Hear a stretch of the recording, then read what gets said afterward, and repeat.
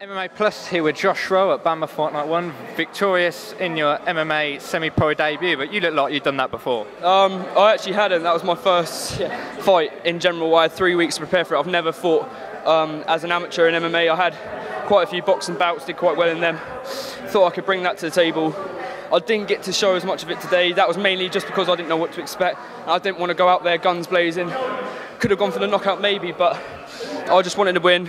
Want to make sure that I'm a mainstay and I can do what everyone else thinks I can do. So I was going to say, it definitely looks like you've got some kind of striking background. You mentioned boxing, done a lot of boxing before, and that helped you a lot tonight. Yeah, the boxing, it's basically like in America, all the Americans have a lot of wrestling. So boxing was something that I started off just for fun at the start, fell in love with it. I mean, carried it to quite a high level. I mean, I've won Southern Counties titles, I've gone to the Nationals. It's quite, it's something that I can always bring to my game. You can never be too good at striking, you can never be too good at wrestling. So hopefully now I know that I can still hang with a fighter, just work on my wrestling and my ground skills now. You spent the majority of the first round, much of it fending off an armbar. Yeah. Was it a lot of work to hold that off, or is it just a bit of a stalemate? There were a few. It was the only stalemate is because I had my leg hooked over his head. If he'd managed to pop that out, I don't know if I'd be able to defend it as well.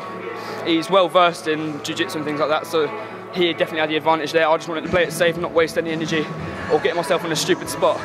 So I thought, you know, I was in the last 10 seconds going to go for the slam or something, but I thought I wouldn't bother. So I'm just glad I got the win, if I'm honest. And obviously you're a lot more comfortable for the next 2 rounds, controlling the fight. How did you feel closing it out? I think definitely I could have stopped it. Now I look at myself, I'll review that footage and I'll think, right, so a lot of time my hands were down because I was expecting some sort of takedown. He got me with a few shots, but he had pillow fists, I'm honest, you know, no disrespect. Oh, sorry. Yeah, no disrespect, he didn't really hurt me. It didn't hurt me at all, actually. His kicks were just there. I let him hit me pretty much. I think I did more damage to myself by kicking his shin, but I'm just glad, you know, I could press everyone tonight, and I'm definitely going to come back 110%, put everything I got into it, and get the knockout like I did before. Anyone you'd like to thank?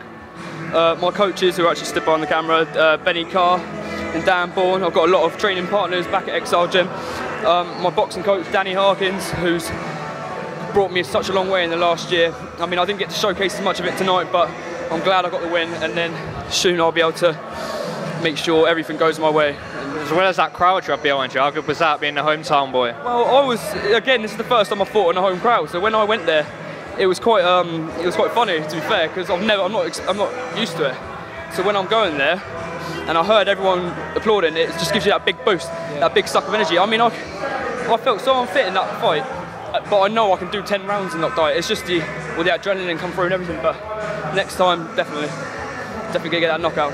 It was great to see your energy. It was a lot of fun to see you dancing around in between rounds as well. So congratulations again on your debut, and I hope to see you again next time. Thank you. Thanks very much.